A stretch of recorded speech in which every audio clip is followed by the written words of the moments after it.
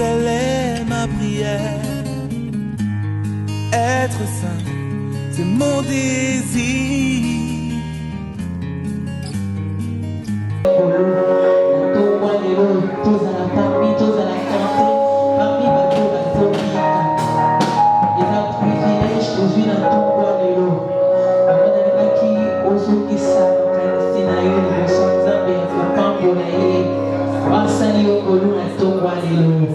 Éternel Dieu, nous te bénissons, nous te rendons grâce pour ces merveilleux cultes.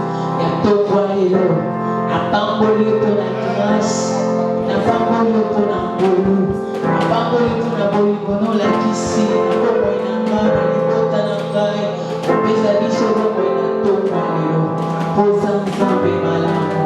Que ton nom soit glorifié, Adonai, que ton nom soit loué pour ton amour, pour ta grâce dans ma vie, pour manifester Seigneur Jésus et accomplir sa main pour moi et tout moi et l'autre. Et en bon azélie, c'est le coup et pas de Amen. Sois le coup, Jésus. Alléluia. La grande prière qui monte dans mon cœur, gardez ton ciel ouvert sur moi. Fais de moi une vase pour ta gloire.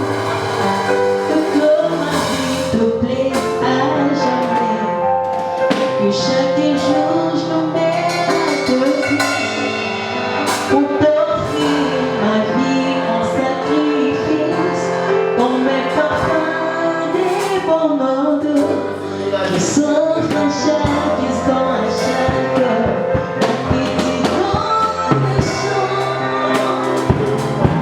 je te donne mes louanges, je promets à chaque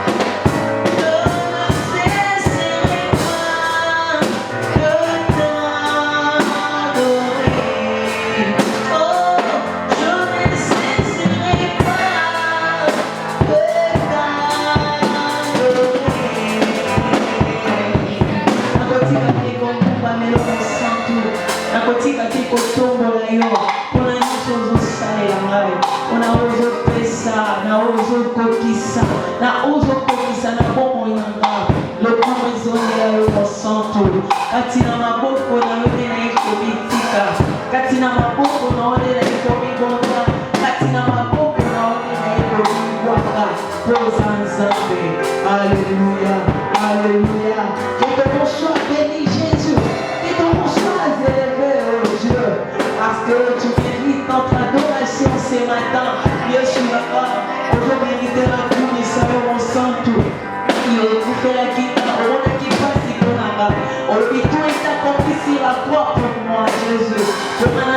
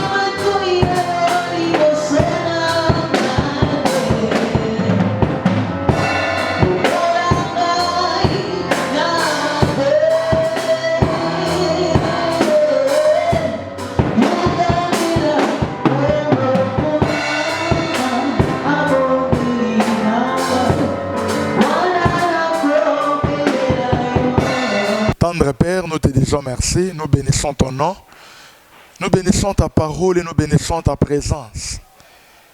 Merci de nous avoir donné la vie, les mouvements et l'être, d'avoir renouvelé, Éternel, ta fidélité et ta bonté dans nos vies éternelles.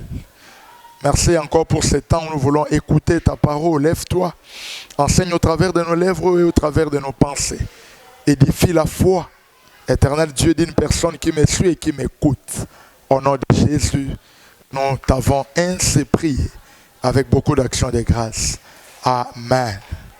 Jean chapitre 11. Jean chapitre 11. Bon. À la maison, vous pouvez prendre tous les chapitres. Mais ici, je vais lire quelques portions, 2 ou 3 versets que nous allons exploiter. Que le Seigneur nous bénisse. Je prends d'abord le verset 34. Et il dit, où l'avez-vous mis, Seigneur? Lui répondirent-ils, viens et vois. Verset 35, Jésus plaira. Le verset 36, c'est quoi les Juifs dirent, voyez comme il l'aimait. Voyez comme il l'aimait. Que le Seigneur bénisse sa parole et que Dieu nous soit favorable ce matin. Je vais parler sur Jean chapitre 11, verset 35. Le verset le plus court de la Bible. Jean 11, verset 35, qui dit que Jésus plaira. Jésus plaira. Si vous lisez, comme j'ai dit, tous les chapitres de la Bible, vous allez comprendre que Jésus était l'ami de Lazare. Il avait l'habitude de côtoyer cette famille-là, de Béthanie, composée de Lazare, de Marthe et de Marie. Lazare était comme le maillot fort de la famille en tant que masculin. Il était l'ami de Jésus. Et la Bible nous signale dans le chapitre 11 qu'à un certain moment, Lazare est tombé malade. Lazare est tombé malade. Mais quand Lazare est tombé malade, qu'est-ce que les sœurs de Lazare ont fait? Les sœurs de Lazare ont envoyé le message à celui qui aimait Lazare, afin que celui-là vienne guérir Lazare. Je souligne avant d'entrer dans mon thème que Lazare ici dans la maison constitue le maillot fort. C'est comme le père de la maison. Et il est arrivé que le père de la maison Lazare est tombé malade. Mais Marthe et Marie, en d'autres termes, mon père, elle représente les enfants de Lazare. Parce que Lazare, comme un homme, était comme le père. Alors, ses sœurs comme des femmes, étaient comme des filles. Mais quand Lazare est tombé malade, qu'est-ce que Marthe et Marie ont fait? Ils n'ont pas commencé à insulter Lazare. La Bible dit qu'ils ont envoyé le message à celui qui aime Lazare. Qui aime Lazare? C'est le Seigneur Jésus. Ça, c'est les conseils que je donne partout où je passe, même dans mes conférences. Si vous êtes un enfant et que vous remarquez que votre père tombe malade, je parle de la maladie ici, d'une manière imagée, ce que vous devriez faire, c'est d'envoyer le message à celui qui aime cet homme-là. La maladie peut être la faiblesse, mais ne le tuez pas. Envoyez le message à Jésus. Lui sera capable de venir les guérir dans cette maladie-là. Marthe et Marie ont envoyé le message à Jésus, mais Jésus a entendu. Jésus a entendu encore. Et le 4e jour, le Seigneur Jésus est arrivé dans cette famille-là, Béthanie. Il va poser la question, l'avez-vous mis? Par après, Jésus a pleuré. Les Juifs ont dit, voyez comment il l'aimait. Vous connaissez la suite, Lazare était ressuscité. Je vais entrer là-bas quand je vais aborder mon enseignement. Jésus plaira. Plairer veut dire répandre les larmes. Plairer veut aussi dire déplorer les fautes de quelqu'un. Ses égarements, ses malheurs, mais aussi sa perte. Le fait de déplorer les fautes de quelqu'un, le fait de déplorer les égarements d'une personne, le fait de déplorer la perte de quelqu'un ou les malheurs d'une autre personne, c'est aussi pleurer. Jésus, c'est le Fils de Dieu. Jésus, c'est notre Sauveur et Seigneur. Jésus, c'est le véritable Rédempteur, celui qui a payé le prix du rachat pour qu'aujourd'hui, nous soyons rachetés, pour qu'aujourd'hui, nous puissions avoir le salut. Jésus, c'est le Dieu que nous adorons.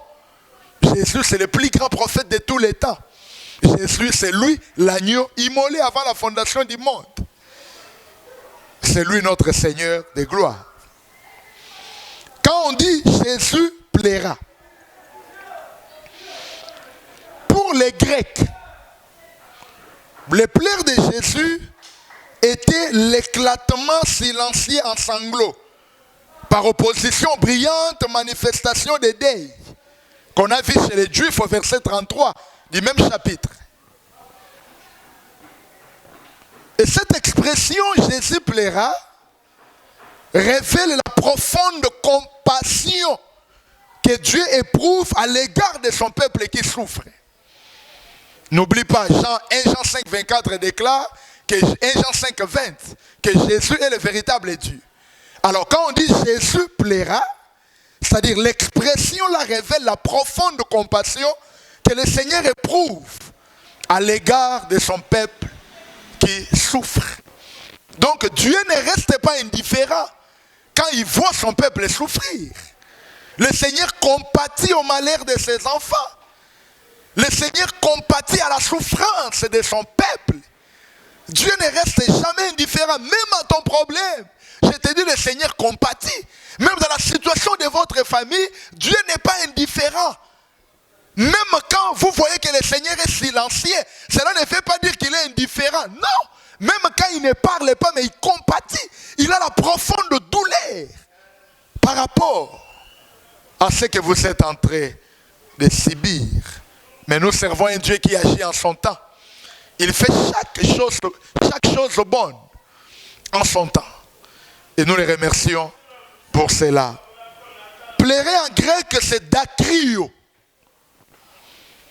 Dakrio. Dakrio indique aussi que Jésus a sangloté. Jésus a pleuré aussi silencieusement. Dakrio, pleurer silencieusement. Les larmes de Jésus n'étaient pas de deuil seulement, bien-aimés.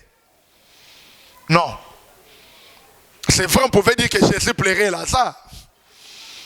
Mais dans le contexte de ce texte, les larmes de notre Seigneur n'étaient pas de deuil seulement. Parce qu'il savait qu'il allait les ressusciter. Donc quand Jésus pleurait, ce n'était pas les larmes de deuil. Parce qu'il savait que Lazare allait revenir à la vie. Mais les larmes de Jésus était dû à la tristesse par rapport au monde déchu, empêtré dans les malheurs et dans la mort, qui ne sont que les conséquences du péché. C'est ce qui provoquait l'indignation de notre Seigneur. Il est écrit dans les livres des Romains, tous ont péché et sont privés de la gloire de Dieu. Le salaire du péché, c'est la mort. Mais le don gratuit de Dieu, c'est la vie éternelle. Donc le deuil de Jésus, c'était par rapport à l'indignation profonde qu'il avait dans son cœur. La Bible signale que Jésus frémissait dans son esprit. Il était tout ému. Et cela n'était pas seulement par rapport à ce deuil-là. À ce deuil. Le verbe frémir en grec, c'est embryomai. C'est le verbe frémir. Embryomai dépeint une profonde émotion, remplie de colère. Donc les pleurs de Jésus suggèrent aussi la colère de Jésus. Les larmes de Jésus nous montrent aussi la rage que Jésus avait. Les larmes de Jésus nous montrent aussi l'indignation que le Seigneur avait. Pourquoi? C'est à cause du résultat du péché. C'est à cause du résultat que Satan produit dans le monde. Et à cause de la mort aussi. Matthieu chapitre 9, verset 30. Vérifiez ça à la maison. Marc chapitre 1er, le verset 43. Donc les frémissements de notre Seigneur, comme je disais en grec, le frémissement c'est ambri maomai. Les frémissements révèlent le cœur et les sentiments de Jésus au moment où il faisait face à la souffrance qui était provoquée par le mal. Les frémissements de Jésus étaient causés par les chagrins qu'il ressentait. Ces chagrins-là venaient de quoi? Parce qu'il voyait dans le peuple l'absence à la croyance par rapport aux promesses et par rapport à la parole de Dieu. Voilà ce qui causait les chagrins dans le cœur de notre Seigneur.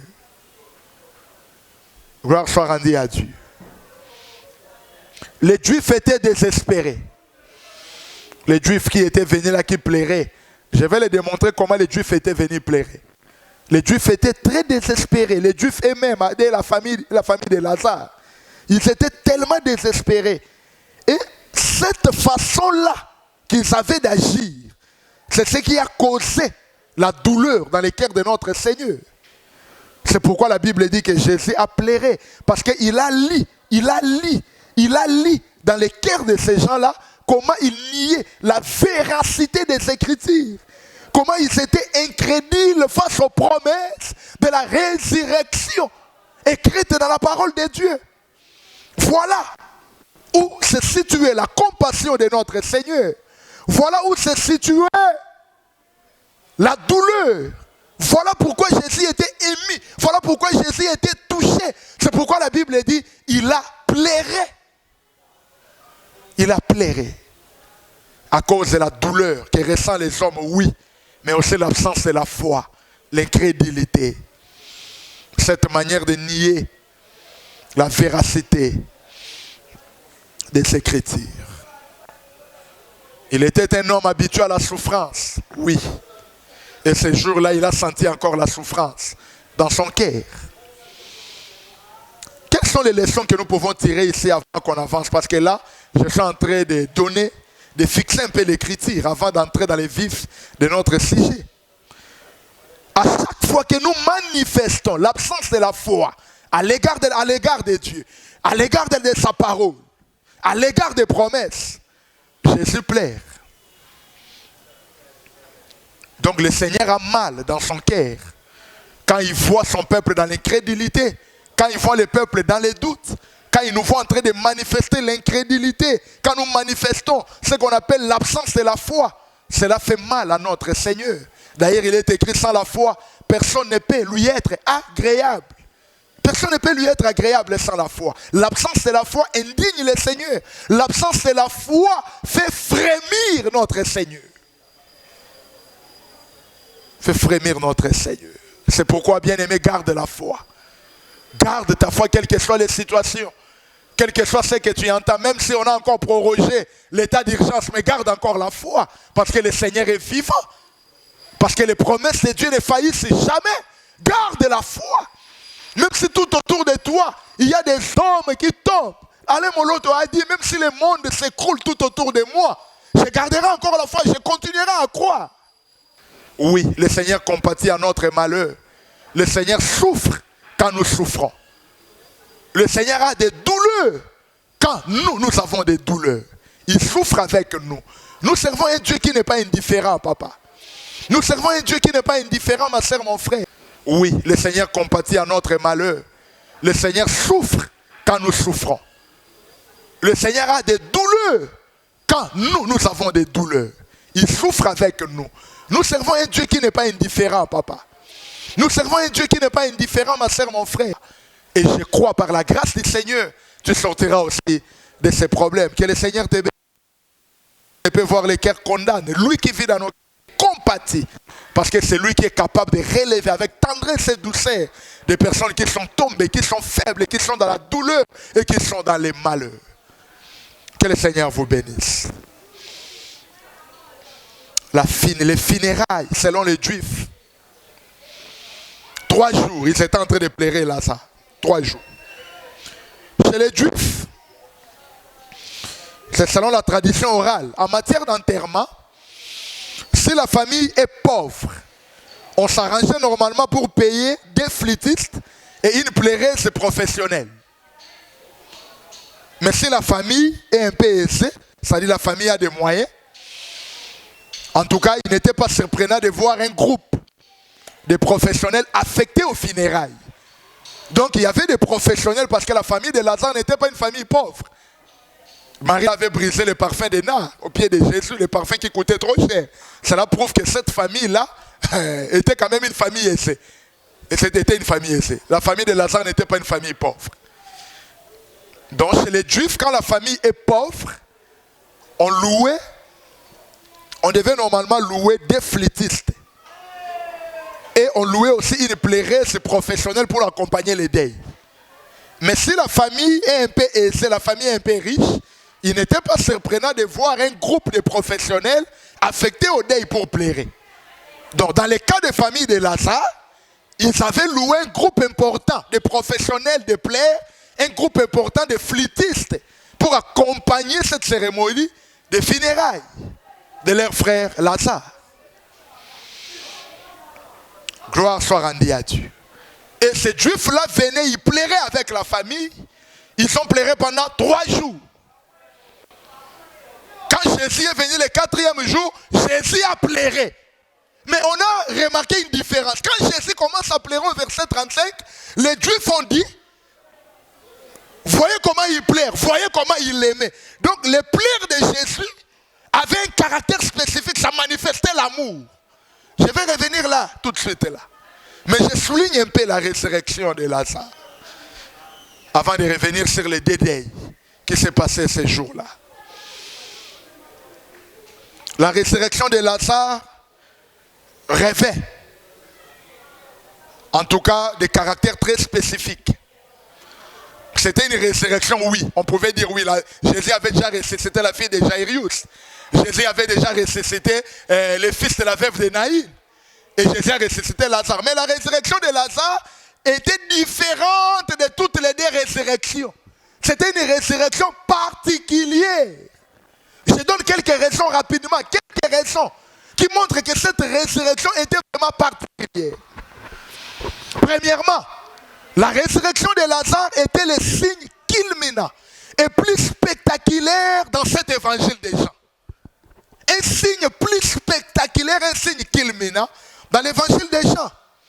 C'est pourquoi je profite pour déclarer sur toi que Dieu manifestera des grands signes spectaculaires dans votre vie qui feront que les gens croient au Dieu que tu sers, qui feront que les gens croient à ce Dieu-là dont tu y as confié ta jeunesse. Oui, il agira. Oui, il va opérer un signe en ta faveur. Deuxièmement, le miracle de la résurrection de Lazare représentait l'apogée du ministère public du Christ. Parce que c'était à la fin de son ministère que Jésus accomplissait ce miracle. Rappelez-vous, après ce miracle, il a été conduit à Jérusalem. Jérusalem, c'est là où il a été attrapé et il était conduit pour aller être crucifié. Donc ce miracle de la résurrection représentait l'apogée du ministère public du Christ. C'est pourquoi je dis toujours que Satan n'écrira jamais les derniers chapitres de ma vie. Et Satan n'écrira pas les derniers chapitres de ta vie aussi.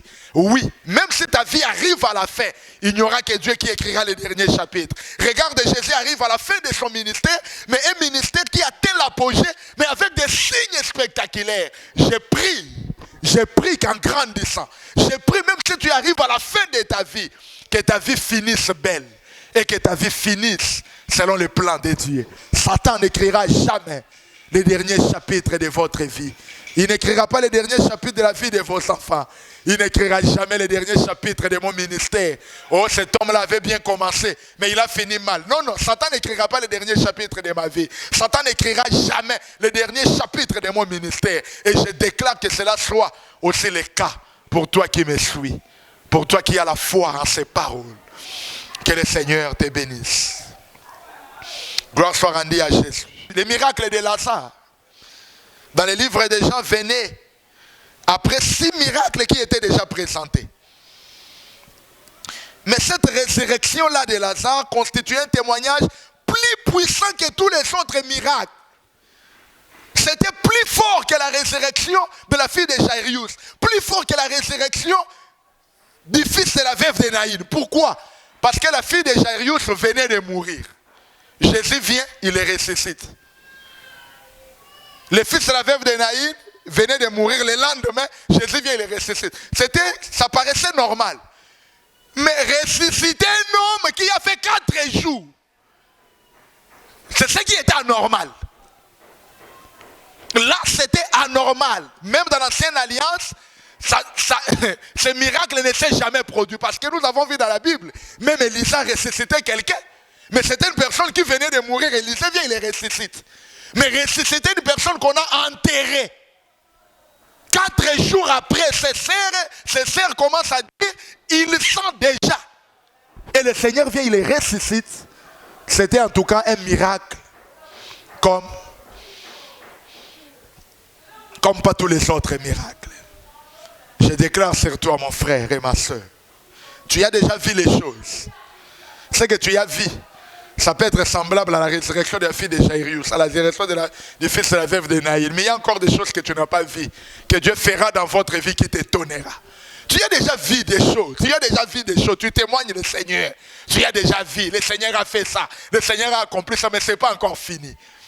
Ce que tu as vu ne comparera pas à ce que le Seigneur va manifester dans votre vie. Et je prie qu'il les manifeste pendant que tu es en train de m'écouter, qu'il fasse des grandes choses qui vont t'étonner. Tu vas dire, oh Dieu, tu es encore plus grand que ce que je croyais que tu y étais. Laisse que le Seigneur te bénisse. Laisse que le Seigneur te bénisse. Et avant que Jésus ne vienne, vous allez remarquer qu'il avait pris la décision de retarder un peu sa venue. Il a retardé un peu sa venue. Lazare est malade, il retarde la venue. Il vient 4 jours après que Lazare était déjà mort. Vous savez pourquoi? Parce qu'il ne voulait pas que les Juifs interprètent mal son miracle. Il a pris suffisamment le temps pour ne laisser les moindres doutes et les moindres ambiguïtés sur l'étendue du prodige. C'est pourquoi je te dis, même si ton problème traîne, ce que tu y attends là, ça traîne. Laissez le Seigneur prendre le temps qu'il faut. Parce qu'il est en train de préparer une bombe pour toi. Et quand il va manifester cela, c'est tout le monde qui va dire que ton Dieu est vivant. Laissez-lui prendre le temps qu'il faut. Les sœurs de Lazare, est-ce qu'ils n'avaient pas appelé Jésus? Est-ce que Jésus n'avait pas écouté leur désir, leur demande de venir pour guérir leurs frères? Mais il prend son temps. Parfois nous devons laisser le Seigneur prendre le temps.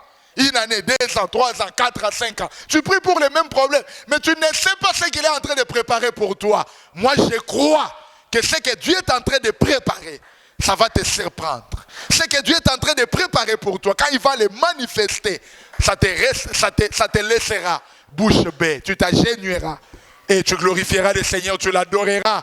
Tu diras oui, tu fais toutes choses bonnes en ton temps. Oui, tu as toujours raison. Merci pour ce que tu viens de faire. Et je crois C'est ce que le Seigneur fera dans votre vie. Si tu es en train de me suivre, laisse que ces miracles t'accompagnent ce matin. Que les miracles te suivent ce matin. C'est comme ces bois d'acacia qui traînaient dans les déserts. Ces bois d'acacia que personne ne pouvait utiliser. Ces bois d'acacia qui voyaient de certains bois qui entraient dans des maisons des rois. On fabriquait des tables et des chaises. Mais lui, personne ne pouvait l'utiliser. Jusqu'à ce que Dieu ordonne à Moïse de construire les tabernacles dans les déserts. Et le seul bois qui est entré dans les tabernacles, du parvis jusqu'au lieu très saint, c'était le bois d'acacia. Laissez le Seigneur accomplir sa volonté. Laissez-le faire le travail qu'il fait. Vous savez, j'ai compris une chose. Quand tu es en train de prier pour un sujet, mais tu vois comme si le Seigneur ne répond pas, c'est qu'il est en train de résoudre des domaines plus importants dans votre vie par rapport à ce que toi tu es en train de lui demander.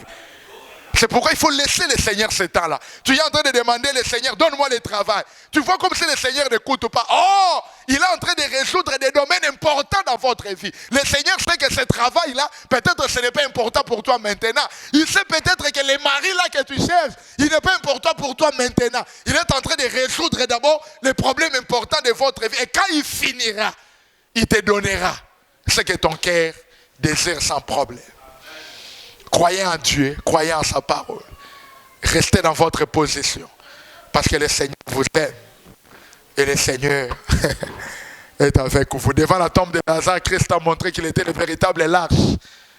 Pourquoi? Parce qu'il était l'homme qui avait la 100% de l'humanité et 100% de la divinité. Il a prouvé cela. Comme je l'explique dans mon enseignement sur les mouches mortes qui infectent. Lui, il est du parfumeur. Gloire soit rendue à Dieu. Jean 11, Jésus plaira. Au verset 35. Au verset 36, les Juifs disent, voyez comment il aimait. Oh, aimer quelqu'un, c'est très mauvais.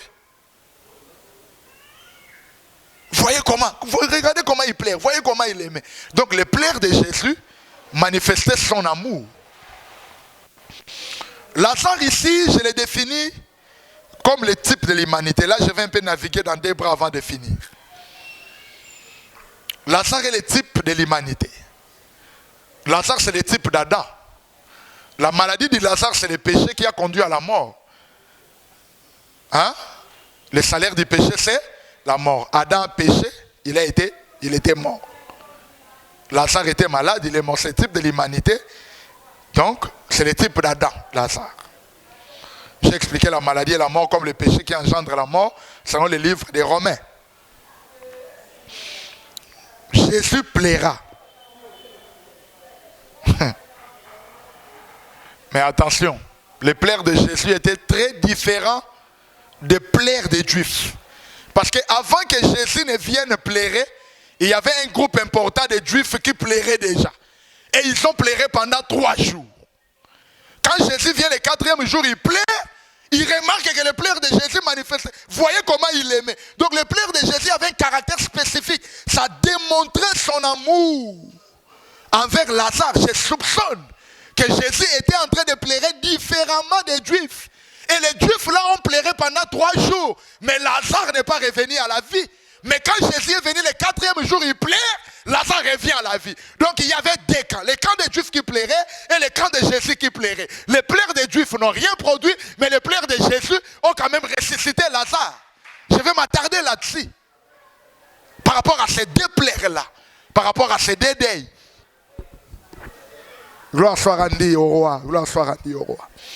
Les lecteurs de la Bible savent que les chiffres 3 parlent de la loi, les psaumes et les prophètes. Selon Luc chapitre 24, verset 44. Le chiffre 3, c'est aussi le chiffre de la loi. Vous savez pourquoi? Parce que la terre a été créée le 3e jour. La terre, c'est le 3e jour. Or, la terre, c'est Moïse. La terre, c'est la loi. Donc, le chiffre 3, c'est le chiffre de la loi. Quand Jésus plaire, la revient à la vie. Les deuils n'ont rien produit. Vous savez pourquoi? Parce que ceux qui plairaient là, c'était des gens qui étaient atteints par la même lèpre que Lazare. Dans le livre des Nombres, on dit si une maison est frappée par la lèpre, le vase qui doit purifier la maison doit venir de l'extérieur. Or, la maison qui est frappée par la lèpre, c'est l'humanité. La maison, c'est Adam. Parce que nous tous, nous sommes sortis d'Adam. Adam était frappé par la lèpre et les péchés. Nous tous qui sortons d'Adam, Personne ne peut purifier cette maison. Il fallait un vase qui vient de l'extérieur. Et le vase qui vient de l'extérieur, c'est celui qui a été conçu par la puissance du Saint-Esprit. C'est la personne de Jésus. C'est lui qui était capable d'apporter la vie, de purifier cette maison. Je parle d'Adam qui a été affecté par la lèpre. Gloire soit rendue à l'Éternel. Je voulais dire le premier plaire des Juifs représente aussi les sacerdoces aroniques. Ça représente aussi les sacerdoces, c'est l'ancienne alliance. C'est la loi, les prophètes et les psaumes. Les gens qui étaient venus avant Jésus, qui ont pleuré, mais Lazare ne pouvait pas revenir à la vie. Lazare était toujours condamné à la mort. Mais quand Jésus est venu le 4e jour, or le chiffre 4 c'est le chiffre de Juda, le chiffre 4 c'est le chiffre royal. Il y avait les plaies des Juifs d'un côté, mais il y avait aussi les plaies du descendant de la tribu de Juda. C'était les plaies royaux, si on peut le dire ainsi. Les plaies royaux. Quand Jésus a commencé à verser ses larmes, oh, gloire à Dieu. La Bible signale après. Il a dit, Lazare sort. Et Lazare était sorti. Gloire soit rendue à l'Éternel. Les plaies de Jésus manifestaient l'amour. Les plaies de Jésus, c'était la grâce. Les plaies de Jésus, c'est l'amour. La grâce, c'est la vérité qui vient après la loi. Après les psaumes et les prophètes. Parce qu'il fallait d'abord que ces gens-là viennent avant, qu'ils plairent, par après qu'ils laissent maintenant la place à celui qui devait venir plairer et faire quelque chose. C'est pourquoi tous ceux qui étaient venus avant lui, ils ont travaillé, mais la vie ne pouvait venir que de lui. C'est lui qui était capable de ramener Lazare à la vie. C'est lui qui était capable de tirer Adam dans la mort où il était pour lui donner la vie et pour lui donner le salut. Quand je parle d'Adam, je parle de toi et moi. Et puis je parle de toi et moi. C'est pourquoi il vient le 4e jour pour démontrer qu'il était le véritable soleil. Pour démontrer qu'il était le véritable soleil. Lui qui vient manifester l'amour. Il est écrit dans la parole de Dieu que Dieu démontre son amour envers nous. Parce que lorsque nous étions encore des pécheurs, Christ est mort pour nous. Or, le véritable amour, selon la parole de Dieu, consiste à donner sa vie pour ses amis. Or, le seul qui a donné sa vie pour que les autres soient sauvés, c'est la personne de Golgotha. Le seul qui a donné sa vie pour que les autres aient la vie, c'est l'homme de Galilée. Tous les autres là qui étaient venus avant, personne ne pouvait donner leur vie. Ce n'est que le bon berger qui donne sa vie pour ses brebis. C'est ça le véritable amour. Quand on dit que ses plaies manifestent l'amour, cela veut dire que c'est lui qui apporte l'amour, c'est lui qui est venu pour donner sa vie en rançon pour plaisir. J'interprète Jean 11, verset 36. Que Dieu nous bénisse. Un autre exemple frappant, c'est quand nous retournons encore dans la famille de David. Nous voyons que dans les champs de bataille, Isaïe avait déjà envoyé 3 frères de David. Ils étaient là, mais Goliath aussi était là. Personne ne pouvait affronter Goliath, les 3 frères de David. Le chiffre 3 toujours, ils étaient là. Mais quand leur frère, le 4e est arrivé dans les champs de bataille, le 4e de leur maison, il est venu, il a terrassé Goliath.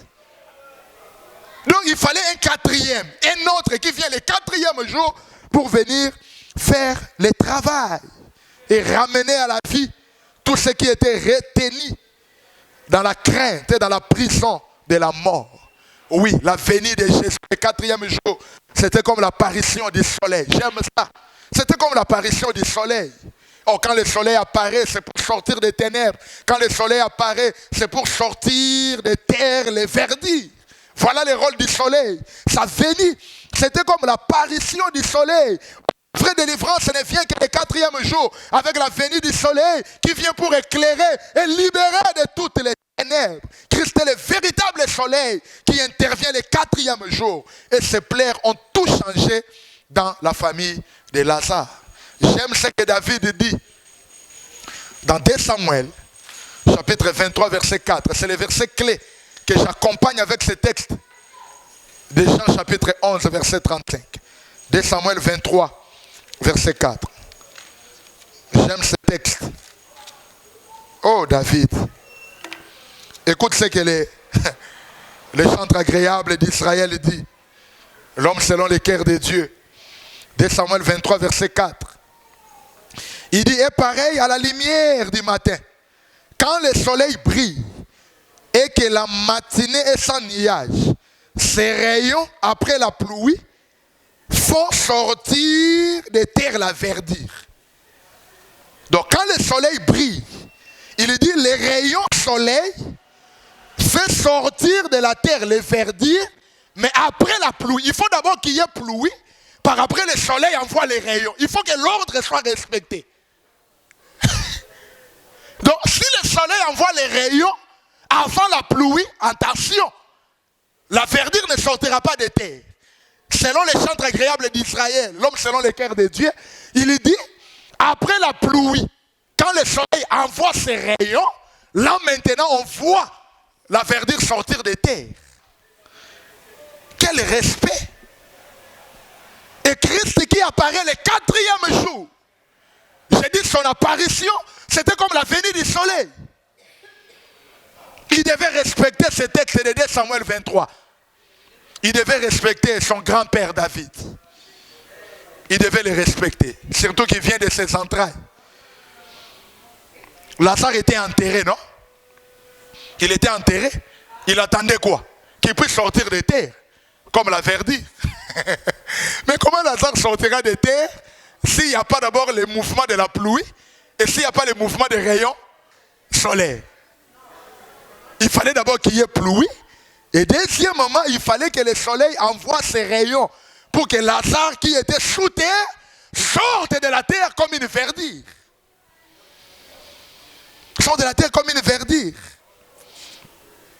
Et Christ devant la tombe de Lazare a fait ce travail. Pourquoi?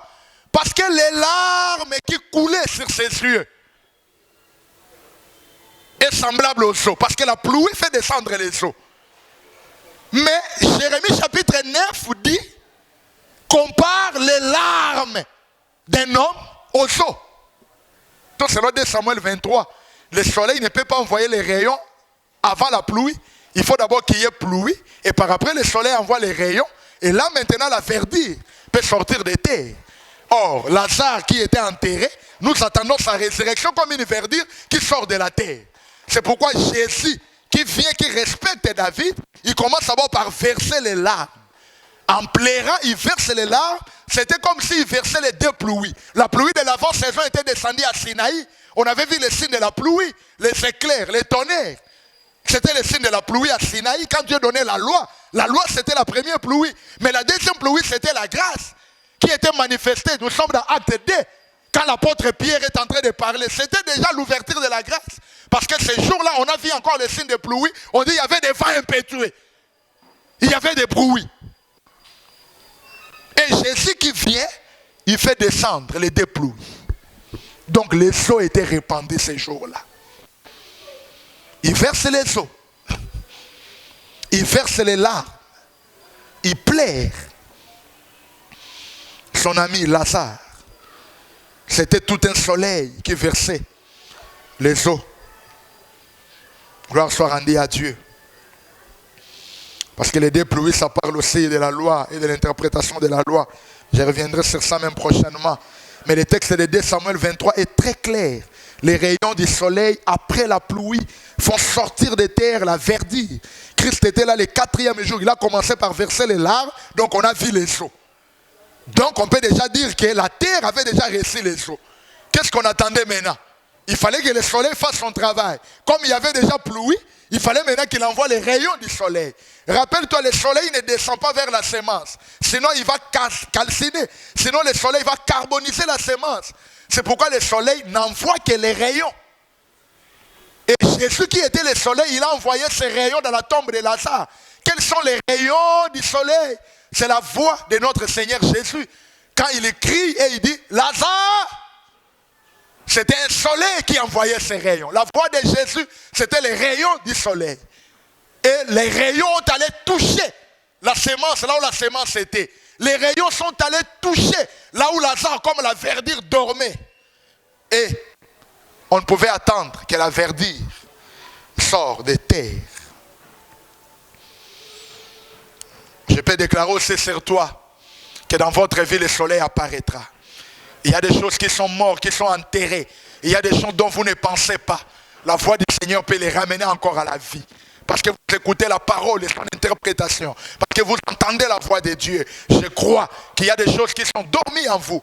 Des choses qui sont mortes, qui vont connaître la résurrection en écoutant ce message. Laisse que le Seigneur vous bénisse. Les rayons, c'est la voix, c'est la parole qui est allée jusque là où Lazare était. Et Lazare est sorti du tombeau en accomplissement du texte de 2 Samuel, chapitre 23, verset 4. Je rappelle que la verdure ne sort pas de terre s'il ne reçoit pas les rayons solaires. Si tu vois une verdure qui sort de terre sans recevoir les rayons du soleil, c'est qu'il y a un mécanisme d'industrialisation. Il y a des engrais chimiques. Il y a des produits artificiels. Il est écrit, la foi vient de ce qu'on entend. C'est-à-dire, le salut et la délivrance, selon le texte de 2 Samuel 23, 4, ne peuvent venir que dans la vie de celui qui entend sa voix. Ne peuvent venir que dans la vie de la personne qui a la loi et qui a l'interprétation de la loi. Comment ils seront sauvés s'ils n'écoutent pas? Donc il faut que les gens écoutent avant qu'ils ne soient sauvés. Et il est écrit, la foi vient de ce qu'on a, de ce qu'on entend. Mais si tu vois là où il y a l'absence de la parole, l'absence de l'interprétation, ils n'écoutent pas la voix de Jésus. Mais vous voyez la verdure sortir de terre, c'est qu'il y a l'industrialisation. Il faut faire attention avec l'industrialisation. Je résume le tout. Le satanisme, les efforts de la chair, toutes ces choses-là peuvent aussi faire en sorte que tu vois quelqu'un entrer dans l'air de l'avant, mais ce n'est pas par la force des rayons du soleil. Oui, au temps des jubilés, celui qui restait esclave, c'est celui qui n'écoutait pas le son de la trompette. Jésus était tellement intelligent, il a dit Lazare sort. Donc la parole là était destinée seulement à Lazare. C'est pourquoi même quand nous sommes à l'église, nous venons là. Si tu écoutes une parole qui n'était pas destinée, ça ne fera rien, tu ne ressentiras rien. Quand tu entends un prédicateur est en train de lancer une parole qui t'est destinée, tu le sauras. Là où tu es, tu sentiras que Dieu me parle. Dieu me parle. La parole lui était destinée. Et Lazare est sorti du tombeau. Il est écrit dans la parole de Dieu, il vaut mieux aller dans une maison de deuil. Parce que là, tu trouveras l'instruction. Or, la Bible dit la parole de Dieu a pour but d'instruire. C'est que la maison de deuil qui instruit, c'est comme la parole de Dieu qui donne aussi l'instruction. Je souligne que les premiers plaies n'ont pas sauvé. Ce n'est pas surprenant parce que la pluie de l'avant-saison ne tue que la sémence. C'est le ministère de la loi. C'est Moïse qui condamne et qui n'a pas donné la vie. C'est pourquoi quand il était appelé, d'ailleurs lors de son appel, il a ôté ses souliers. C'était pour signaler qu'il n'avait pas la vie, la sémence pour féconder la femme et donner la vie à la femme. Et plus tard, il interdira aux hommes de manger le sang. C'était pour leur dire que dans mon ministère, je ne donnerai pas la vie. Parce que le sang, c'est la vie. C'est un ministère de la mort. Mais le deuxième plaire, c'est l'enseignement de la grâce qui sauve et qui donne la vie. Parce que c'est le fruit de l'amour. Il ne condamne pas. Cet enseignement ne rappelle pas les péchés. Si vous lisez Jean 3, verset 16 à 18, vous verrez que le Fils de Dieu n'était pas venu pour juger les gens. Non. Le ministère de juger les gens, de condamner les gens ne viennent pas de Dieu. Il était venu pour donner la vie aux gens. Celui qui rappelle les fautes, il divise. Mais celui qui couvre les fautes cherche l'amour. Le premier plaire, c'est aussi les faux prédicateurs, les faux enseignants, avec le discours de démangeaison qui plaisent aux oreilles, mais sans esprit à l'intérieur. C'est pourquoi nous avons besoin de deuxième plaire. Des deuxièmes plaires qui viennent avec Jésus. Ça, je parle des vrais enseignants dont leurs enseignements reposent sur la saine doctrine, qui cadre avec l'enseignement des apôtres et des prophètes. Le premier plaire, c'est la prière. Sans foi et sans fondement biblique. C'est comme le sacrifice des prophètes de Baal. Les gens qui dressaient l'autel même à midi. Ça, c'est très compliqué. Mais le deuxième plaire, ça révèle aussi la prière avec foi, qui peut guérir et apporter le salut et la consolation. Gloire soit rendue à Dieu. C'est pourquoi quand nous prions, nous devons prier selon les fondements bibliques. Parce que Proverbe chapitre 28, verset 9 déclare, celui qui détourne son oreille pour ne pas écouter la loi, même sa prière est une abomination. Donc il faut prier selon les principes bibliques pour que les prières soient exaucées par notre Seigneur. Que le Seigneur vous bénisse. Laisse qu'un miracle vous soit accordé au travers de cet enseignement. Au nom de Jésus-Christ de Nazareth, notre Sauveur et Seigneur. Amen.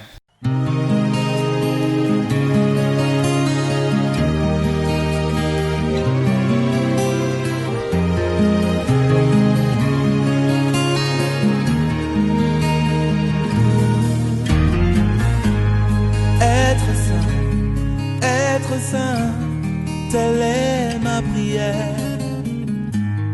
Être saint, c'est mon désir.